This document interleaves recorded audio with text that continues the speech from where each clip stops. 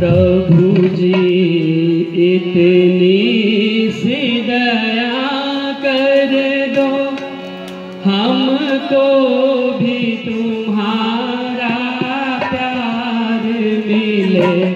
प्रभु जी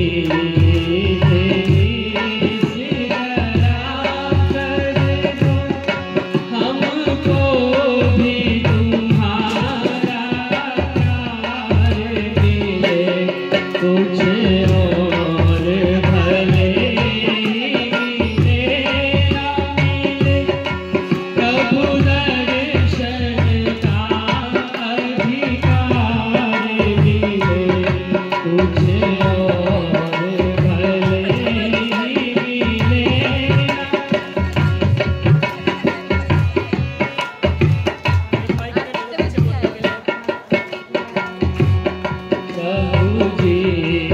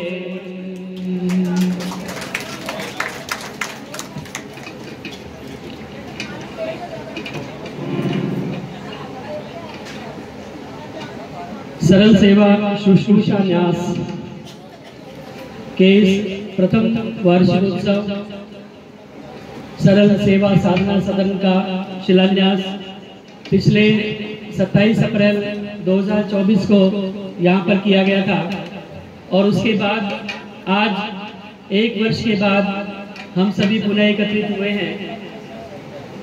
ये बहुत गर्मी का मौसम रहता है 27 अप्रैल का, लेकिन पिछली बार शिलान्यास इसी दिन हुआ था, तो इसीलिए इस बार भी सोचा गया कि इसी तारीख को इसी समय इसका प्रथम वार्षिकोत्सव मनाया जाए।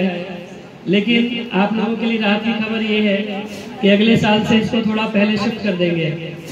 27 फरवरी को ट्रस्ट का रजिस्ट्रेशन हुआ था, तो 27 फरवरी को ही इसका वार्षिकोत्सव आगे से मनाया जाएगा ताकि मौसम भी अनुकूल रहे। तो आज 1 वर्ष के उपरांत हम सभी यहाँ पर एकत्रित हुए हैं और 1 वर्ष के अंदर बहुत ज्यादा प्रगति तो मैं नहीं कहूँगा, लेकिन संतोषजनक है। कुछ लोगों को थोड़ी सी हो सकता है निराशा हुई हो कि अभी 1 वर्ष में सिर्फ इतना ही बना है, तो मैं ये बता देना चाहता हूँ कि बहुत मुश्किल होता है जब करने के लिए जाते हैं। जब आप पिछली बार यहाँ पर आए थे तो कुछ भी नहीं था, ये भी नहीं पता था कि कहाँ तक प्लॉट है। बहुत से लोग पूछ रहे थे कि भी यहाँ तक है या यहाँ तक है, लेकिन अब ईश्वर की कृपा से, आप लोगों के सहयोग आशीर्वाद से इसकी 4 दीवारी पूरी हो गई है। 27 अप्रैल को कार्यक्रम हुआ था, बहुत विकट गर्मी थी। उसके बाद कंस्ट्रक्शन का काम शुरू करने के लिए बहुत प्रयास किया गया, लेकिन गर्मी इतनी ज्यादा थी कि लेबर मिल नहीं रही थी। और उसके बाद बारिशें शुरू हो गई और बारिश भी ईश्वर के आशीर्वाद से इतनी हुई पिछली बार कि लगातार बारिश हुई और लंबे समय तक बारिश हुई। तो वो बारिश जब रुकी उसके बाद जाकर के कहीं ये काम प्रारंभ हो सका और उसके बाद ये 4 दीवारी का काम हुआ। 4 दीवारी के बाद में जो कमरे आप देख रहे हैं, अभी आप टेम्परेरी मान लीजिए, एक सिक्योरिटी गार्ड के लिए, माली के लिए और एक छोटा सा ऑफिस टाइप का बनाया है और साथ में एक लैट्रिन बाथरूम। तो ये बहुत बेसिक जो रिक्वायरमेंट है, बिजली का कनेक्शन लगवाया और सबमर्सिबल का कनेक्शन लिया गया। तो ये सारी व्यवस्था बनते बनते ये सारा समय निकला और इसके बाद ये जो आप सुंदर गौशाला के अंदर आज बैठे हुए हैं, और मुझे पूरा विश्वास है कि आप लोगों को अच्छा लग रहा होगा देख करके, इसके अंदर बैठ करके। तो ये गौशाला का निर्माण किया गया, जोधपुर से विशेष कारीगरी से बनाने के लिए आए और लगभग 5.5 लाख रुपए में ये गौशाला का पूरा काम हुआ है। और जो ऑफिस है कुल मिलाकर 6 लाख रुपए इस पूरे काम में लगे लगभग। मतलब अगर हम 3 शेड का भी बनाते तो भी खर्चा लगभग इतना ही आता है, वो पूरा एस्टिमेट निकाल करके देखा गया। लेकिन ये जो है ये प्राकृतिक है, ये गौओं के लिए बहुत ही अनुकूल वातावरण यहाँ पर प्राप्त होगा, ऐसी हमारी जो है इसके पीछे प्रयोजन था बनाने के। तो ये बहुत बहुत स्वागत। ओम योग संस्थान से हमारे भाई नरेंद्र जी, स्वामी ऋषि जी उपस्थित हुए हैं, बहुत बहुत स्वागत।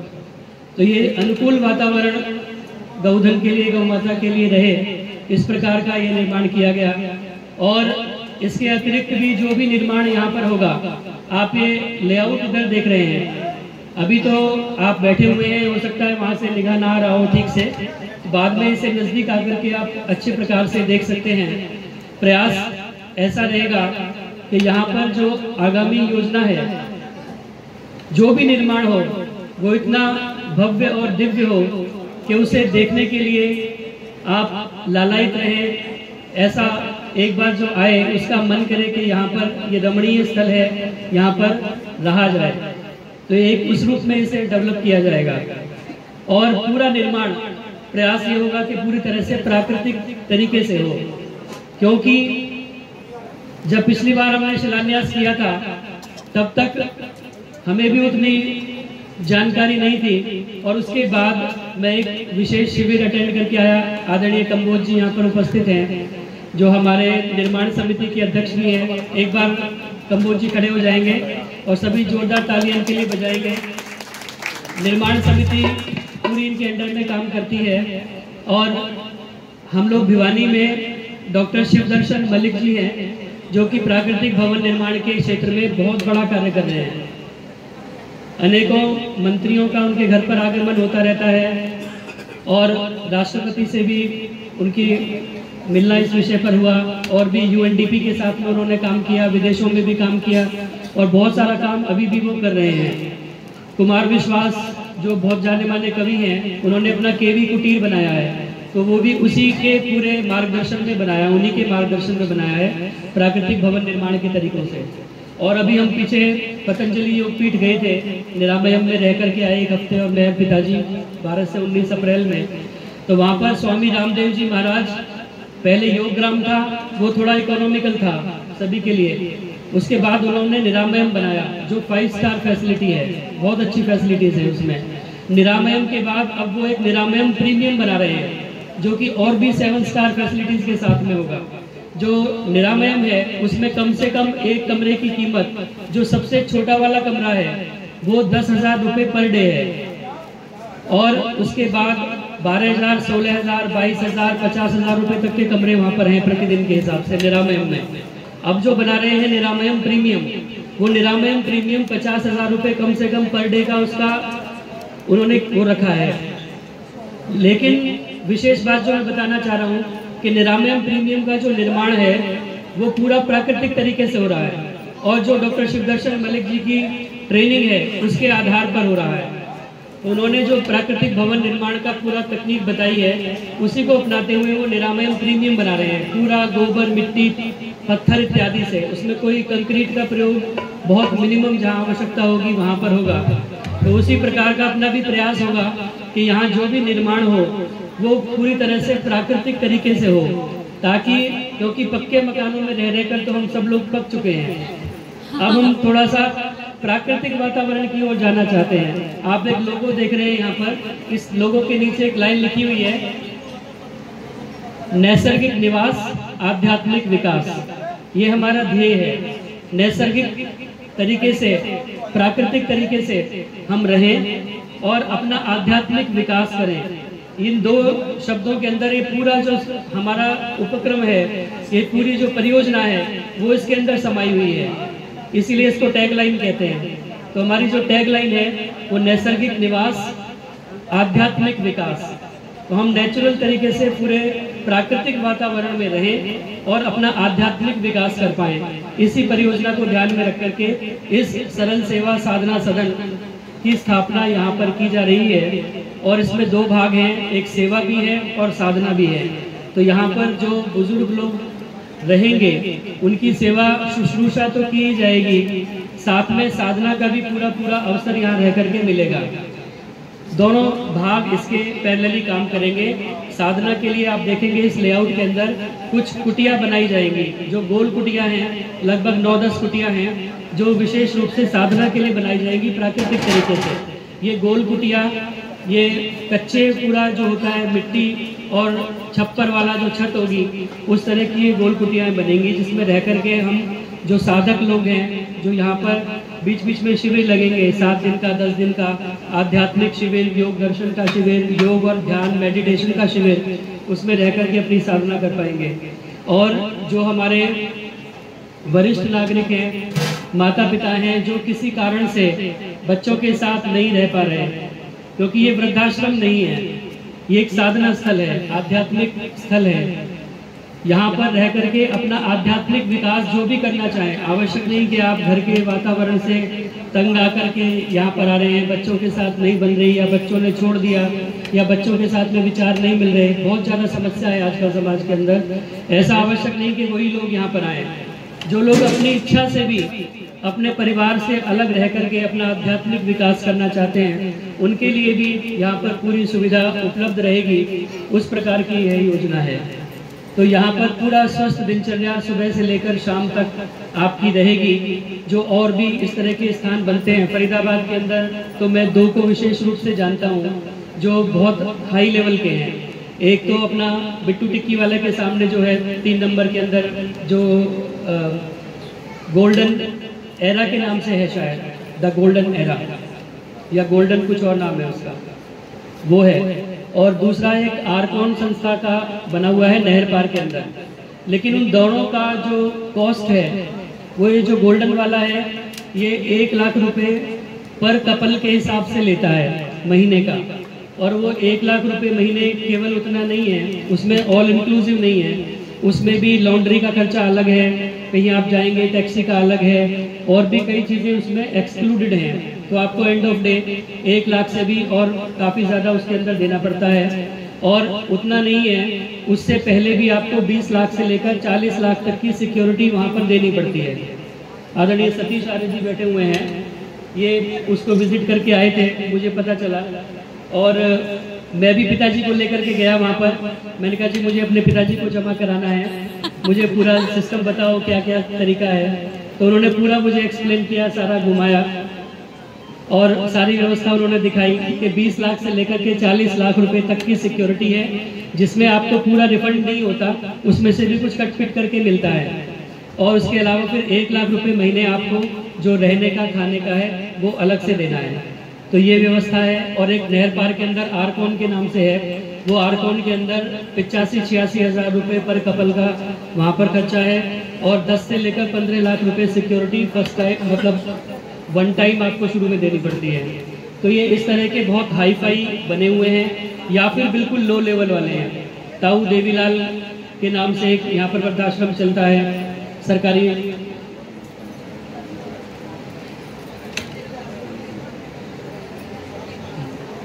तो वो या तो बिल्कुल नीचे लेवल के हैं, जहाँ पर हमारे जो अपने परिवारों के लोग जैसे हैं वो वहाँ पर रहना शायद नापसंद करें, क्योंकि वहाँ पर पूरे आप गरिमा के साथ में नहीं रह पाते। कोई आकर के फल बांट रहा है, कोई आकर के कंबल बांट रहा है, कोई मतलब ऐसे दीनहीन अवस्था में जैसे रहते हैं उस तरह की भावना वहाँ पर रह करके आती है। तो या तो बिल्कुल ऊपर है या बिल्कुल नीचे है। तो अपना प्रयास ये है कि यहाँ पर एक ऐसी व्यवस्था दी जाए जहाँ अपने परिवारों के लोग आकर के रह सके, जो अपने मध्य वर्गीय परिवार हैं उनके लोग आकर के ग्रेसफुली डिग्निटी के साथ में यहाँ पर रह सकें, ऐसी एक व्यवस्था यहाँ पर बने।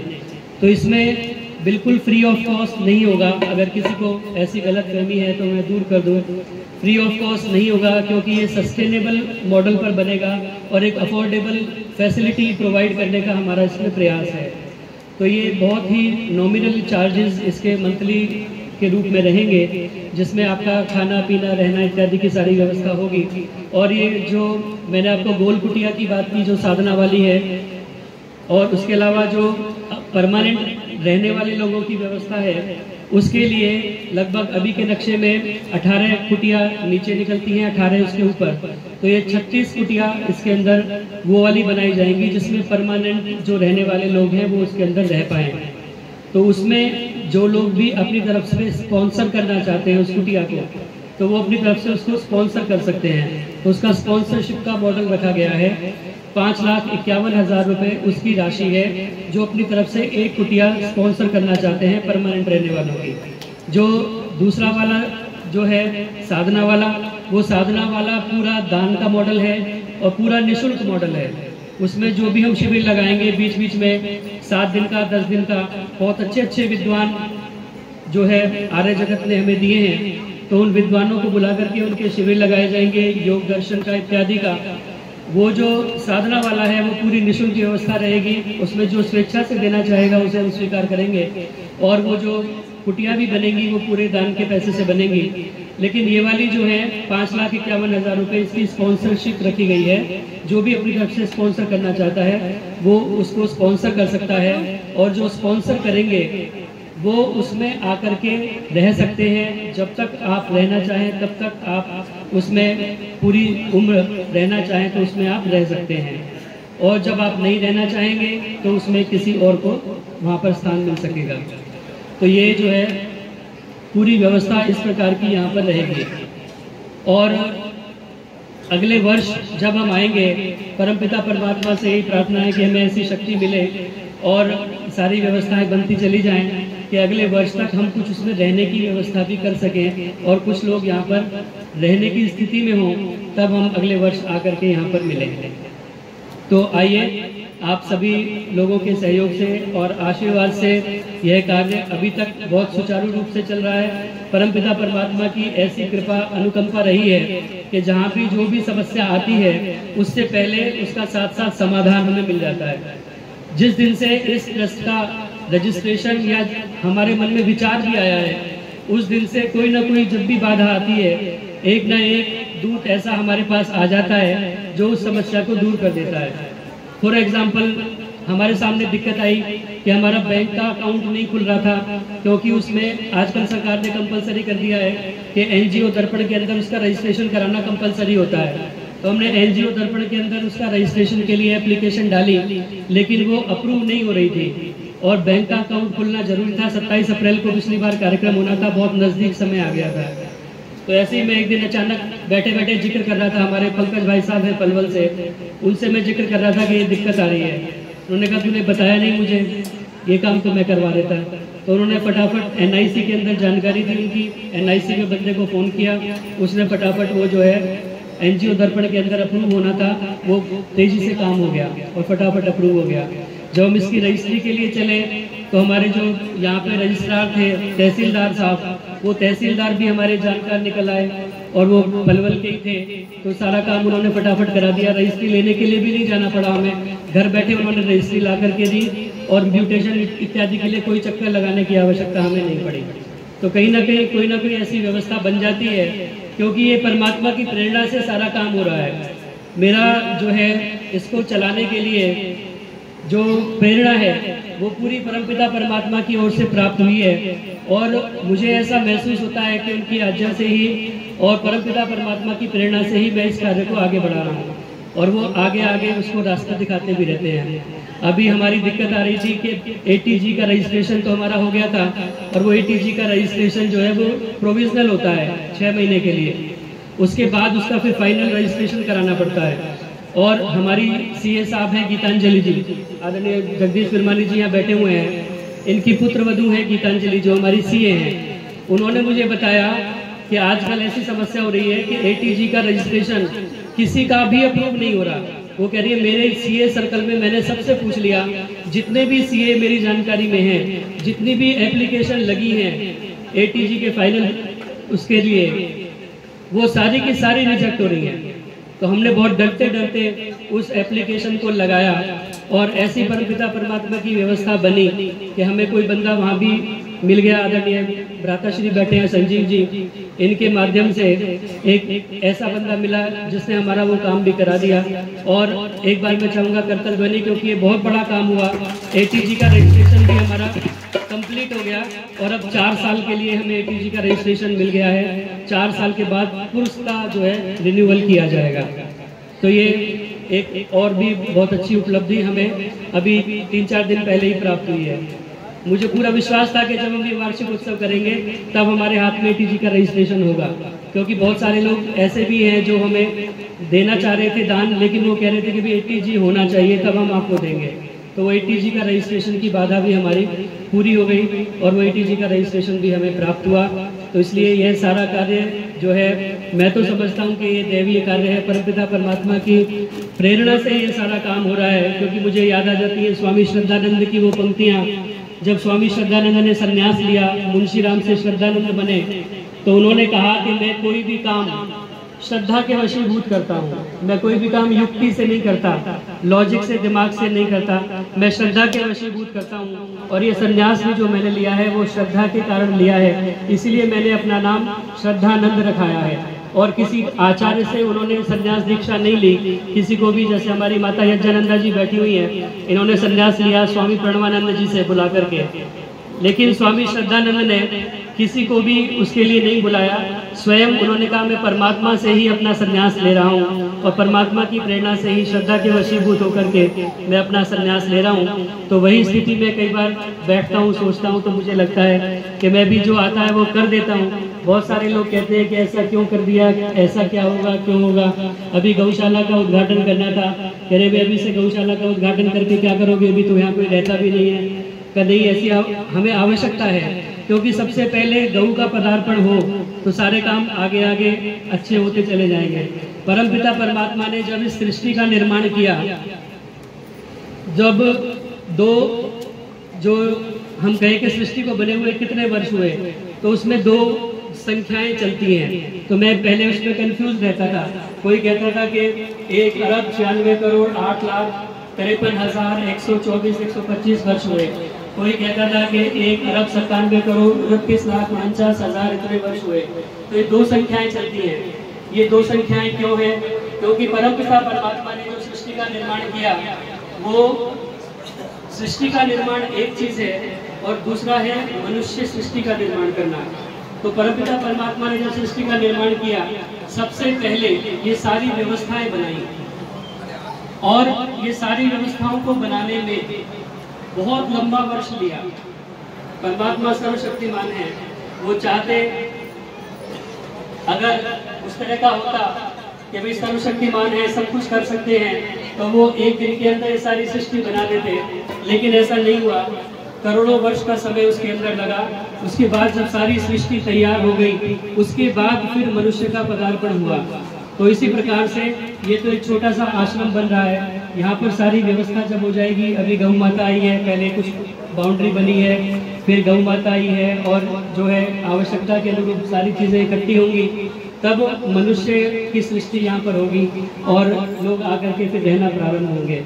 तो ये सारी व्यवस्था धीरे धीरे इसी तरह से बनेगी और आप लोग इसी प्रकार से अपना सहयोग बनाए रखेंगे। तो आइए एक छोटा सा गीत।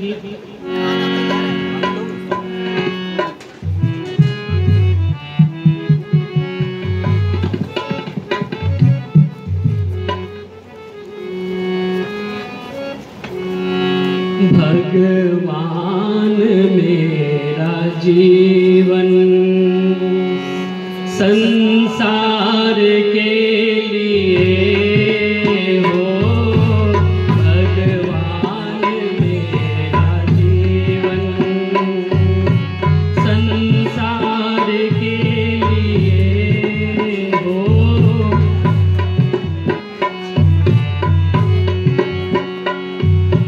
संसार के लिए हो जिंदगी लेकिन उपकार के लिए हो, भगवान मेरा जीवन।